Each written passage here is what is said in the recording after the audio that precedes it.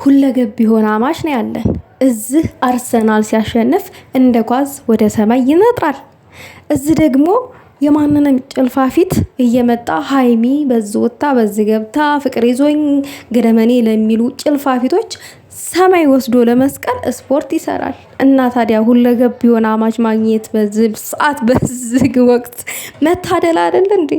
እኔ በነገራችን ላይ በአማቼ እኮራለሁ። ለምን ታውቃላችሁ? አንዳንድ ጊዜ ጋርድ የሆነ ሰው ጥቃት ሊያደርስብን እንኳን ቢያስብ በቃ አማች አለኝ እኔ እረፉ ምናምን ነገር እላለሁ። ደረቴን ነፋ አድርጌ ማለት ነው። ደግሞ ቤተሰብ ነገሩን ደግሞ ማሳመር ስትፈልጉ ስፖርተኛ አማች ነው ያለኝ ራሱን የሚጠብቅ ምናምን ነገር ትላላችሁ።